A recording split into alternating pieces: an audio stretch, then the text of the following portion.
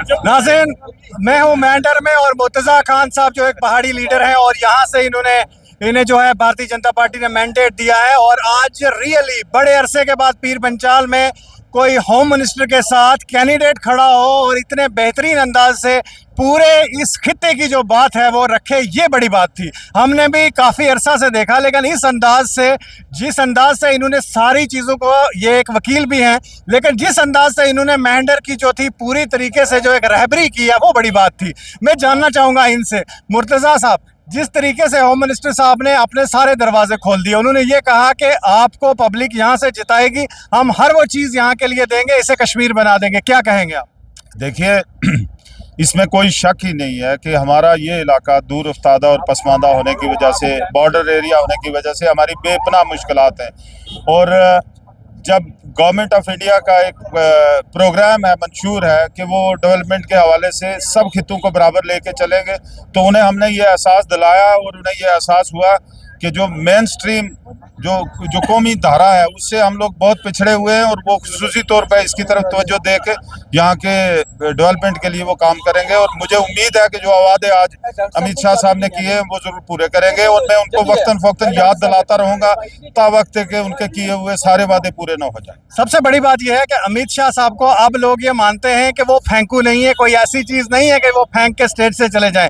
सबसे पहली बात ये थी कि जब उन्होंने रजौरी में वादा किया था उस वक्त भी लोग ये चीज़ कह रहे थे कि होम मिनिस्टर ने बोल दिया शायद जैसे पहले होता था वैसे होगा, लेकिन वो अपने वादे पे उतरे। आपको क्या लगता है, जिस तरीके से यहाँ की आवाम आज एक जम्मे गफीर यहाँ पे देखा गया, इन सारी चीज़ों को आप कैसे कलम बंद करेंगे? क्योंकि आपसे लोगों को ये भी उम्मीद है कि आप चीज़ों को एक्सप्लेनेशन और जो चीज़ों का आपके प्रोजेक्शन है वो बड़ी कमाल होती है। देखिए, जो रवायती पॉलिटिशियंस का एक डिसकनेक्ट होता है आवाम के साथ, लेकिन उसको झूठे अल्फाज में वो एक कनेक्शन इस्टेब्लिश करने की कोशिश करते हैं, अमित शाह उससे हट के हैं। अमित शाह वो बात दिल से कहते हैं जो पूरी होने वाली होती है। और आज उसका हमने मुज़ाहिरा अमली तौर पे देखा कि उनका एक एक लफ्ज़ सामने बैठे लोगों के दिलों में उतरा और लोगों को ये एतमाद और यकीन था कि जो वो कह रहे हैं वो पूरा करेंगे, चूंकि उनका माजी का ट्रैक रिकॉर्ड यही बता रहा है। मैं भी उनके साथ, मुझे भी उन्होंने गवाह बना के रखा, एक कनेक्शन के तौर पे कहा कि आप अवाम के बीच में और मोदी जी के बीच में मुर्तज़ा खान एक कनेक्शन होगा। मैं उस कनेक्शन की हैसियत से न सिर्फ अमित शाह साहब बल्कि मोदी साहब तक भी यहाँ के लोगों की मुश्किलात को पहुँचा के उनका हल तलाश करने की कोशिश करूँगा। एक मज़ाहिया ही बात में से कहूँगा, आप बड़े मस्त अंदाज से, कल एक स्पीच आपकी मैं सुन रहा था जिसमें आप कह रहे थे कि असाई अगर ज्यादा चक्कर लवासो तो आस भी लवासो, लेकिन अगर इसे दही छोड़सो तो पहली बात जरूर। देखिए, मैं वो इसलिए कह रहा हूँ कि मैं 1,15,000 वोटर्स तक नहीं पहुंच सकता किसी भी सूरत में, पॉसिबल ही नहीं है। 10 दिन कुल मेरे पास 12 दिन थे, तो इसलिए मैं उनसे एक आप कह लीजिए आजरा ना वो एक मज़ाहिया अंदाज में दूसरा पार्ट, लेकिन पहला पार्ट मेरा सीरियस है कि मेरा वो भाई, मेरी वो बहन, मेरी वो बेटी, मेरा वो बेटा, मेरा वो बुजुर्ग जो मेरा उन तक, उनके दरवाजे तक पहुंचने के बगैर मेरे पैगाम को वो एक्सेप्ट करके मुझे सपोर्ट करेगा। मेरा ये वादा है कि मैं भी उनके पैगाम को किसी कासद के ज़रिए से भी अगर मुझ तक पहुंचेगा, किसी टेलीफोन से भी पहुंचेगा, मैं उनकी तकलीफ़ को अप्रिशिएट करते हुए उसका हल तलाश करने की कोशिश करूंगा। दूसरा पार्ट मेरा ये था, वो आप जिस वक्त विट एंड ह्यूमर ये पार्ट होते हैं आपकी ऑरेटरी में, तो मैं वो ये कह रहा था जो मुझे चक्कर लगवाएगा, और वो इस तरह के 2-3 ही है मेरे साथी सारी मेंढर में जिन्होंने मुझे 3-3 चक्कर लगाए। और एक मेरा दोस्त है जिससे मैं बहुत मायूस हुआ हूँ, उसने मुझे घर पे बुलाया और जब मैं उसके घर तक पहुंचा तो वो पीछे से कुंडी लगा के पिछले दरवाजे से निकल गया, लेकिन मेरे दरवाजे उसके लिए भी खुले होंगे। कहीं ना कहीं अगर बात करें मुर्तज़ा साहब, जिस तरीके से मेंढर की आवाम हो या पीर पंचाल की आवाम हो, बहुत धोखे हुए हैं। जब लाल बत्तियां लग जाती हैं, जब गाड़ियां और पुलिस चलने लग पड़ती है, उस वक्त लोगों के जहन बदल जाते हैं। मुर्तज़ा खान से वो गरीब आदमी क्या उम्मीद रखे? देखिए, मुर्तज़ा खान लाल बत्तियों वाला इंसान नहीं है। मैंने दुनिया के 42 मुल्क देखे हैं, दुनिया के सबसे डेवलप्ड कंट्रीज़ में मैं रहा हूं और काम किया है। मैंने आला तालीम हासिल की है बहुत बड़े बड़े अदारों में, और इस दुनिया के कई लीडर्स से मुझे मिलने का मौका मिला है। ये लाल बत्ती जो है मेरे सामने कोई मानी नहीं रखती। बदकिस्मती ये रही है मेंढर के लोगों की कि उन्होंने ऐसे लोगों को MLA बना के जम्मू भेजा, असेंबली तक भेजा, जिन्होंने पहली बार MLA बनने के बाद लाटू देखा है। लाटू समझते हो ना आप? हाँ, तो मैं इसलिए मैं उनमें से नहीं हूँ। मैं एक अल्लाह का बंदा हूँ, अल्लाह का खौफ मेरे दिल के अंदर है। मेरी नज़र में सब इंसान बराबर हैं और मैं ये समझता हूँ, मैं एक बाप की हैसियत से नौजवानों की तकलीफ को समझ सकता हूँ। वो नौजवान जिसके पास डिग्री है लेकिन उसके पास रोजगार नहीं है, उसकी जेब खाली है, जूता फटा है, पैंट फटी हुई है, उसकी दाढ़ी बड़ी हुई है, वो वीरान चेहरा है, मैं उनके दर्द को समझने वाला इंसान हूँ। ये लाल बत्तियां मेरे सामने कोई मानी नहीं। एक बड़ी बात जो खित्ता पीर पंचाल में अक्सर देखी जाती है, उस बात में ये बात है कि कहीं ना कहीं जो गुज्जर बरादरी में कई एक ऐसे लोग हैं जिनसे हम मिले, जो चाहते हैं कि कोई ऐसे लीडर हो जो खुली बात करें, हमसे भी मोहब्बत करें, हम उनसे भी करें, लेकिन इस पार्टी पॉलिटिक्स से ऊपर उठ के बात करें। तो मुर्तज़ा खान का क्या ओपिनियन है उन लोगों के लिए? मेरा माजी बिल्कुल अवाम के सामने है। अमित शाह साहब ने आज इस स्टेज से कह दिया है कि मैंने जब जब भी बात की, मैंने गुजर और पहाड़ी दोनों की। मैंने हर इंटरव्यू में, हर अपनी राइटिंग में, हर रिप्रेजेंटेशन में ये कहा कि हमारे गुजर भाइयों को जो शेड्यूल ट्राइब का दर्जा दिया गया है उसके साथ कोई छेड़छाड़ नहीं होनी चाहिए, बल्कि पहाड़ियों को उससे हट के जो है वो अलग से हिस्सा दिया जाना चाहिए। मेरा ये मौक़िफ़ है, मेरा ये अकीदा है कि गुजर और पहाड़ी ये एक इंसान की दो आंखें हैं। अगर एक बंद होगी तो दूसरी को तकलीफ होगी, वो बंद होगी तो उसको तकलीफ होगी। मेरा ये अकीदा है कि ये दोनों कम्युनिटीज़ को लेकर हम आगे बढ़े और हम ऐसी कुव्वतों की नफ़ी करें, उनको डिस्करेज करें जो इन कम्युनल लाइंस के ऊपर पॉलिटिक्स के लिए, वोट लेने के लिए वो जो है वो प्रोपेगेंडा कर रहे होते हैं। खान साहब, बहुत बहुत शुक्रिया आपका कि आपने इतना टाइम दिया। और मैं आपसे आखिरी एक चीज़ कहूँगा कि बहुत ब्रीफली आपका मैसेज क्या होगा? मेरा मैसेज सीधा, एक तो इत्तेहाद। मैं ये कहना चाहूँगा, हमारे कुछ साथी आज हमारे इस काफ़िले से बिछड़ गए हैं और उन्होंने अपनी एक अलग से 2.5 इंच की मस्जिद कायम करने की कोशिश की है।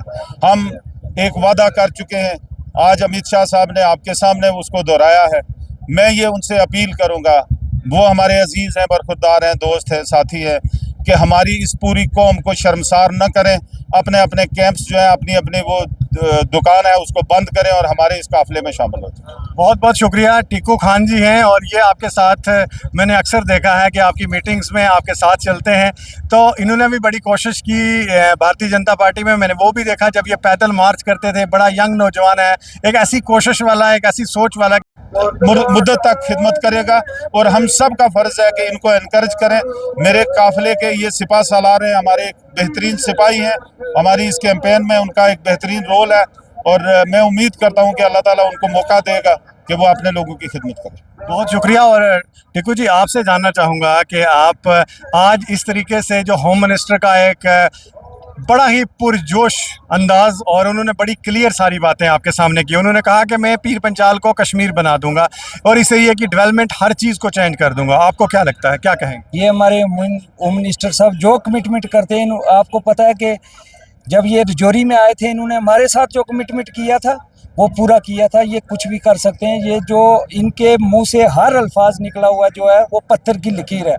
मैं एक शेर कहूँगा, बर्फ़ की सील पर लकीर रहेगी कब तलक, कोई पत्थर पर नक्श उतार तो बात बनेगी। ये वो हैं होम मिनिस्टर जिन्होंने जब रजौरी में बोला था तो हमारे कई भाई जो हमारे गुजर भाई हैं वो कह रहे थे कि जी एसटी ले आए और रजौरी से, तो इन्होंने तब हमारा मौजू ले रहे थे, ताना मार रहे थे, तंजिया हमारे साथ बात कर रहे थे कि आप कहीं बोल रहे थे कि एसटी इनकी रास्ते में रह गई, टायर पंचर हो गया, कुछ है, तो ये चलती हैं, प्रोपेगेंडा कर रहे थे। ये जो बात कहते हैं वो करते हैं और इंशाअल्लाह हमारी जीत भी होगी। उन्होंने ये भी वादा किया हमारी आवाम से कि मैं एक दिन पूरी नाइट मैं आपके साथ बैठूंगा, आपके साथ गुजारूंगा और यहाँ अपने लोग जो हमारे लोग हैं उनका दुख दर्द समझूंगा, सुनूंगा और काम भी करूंगा। मुझे लगता है कि अब फ्रॉड का टाइम ख़त्म हो चुका है। जिस तरीके से उन्होंने बड़े खुले अंदाज में कहा कि मैं लोगों को जो है चीज़ें भी प्रोवाइड करूंगा, उन्होंने कहा कि रमज़ान में भी हम उनको सिलेंडर फ्री देंगे, चीज़ें देंगे।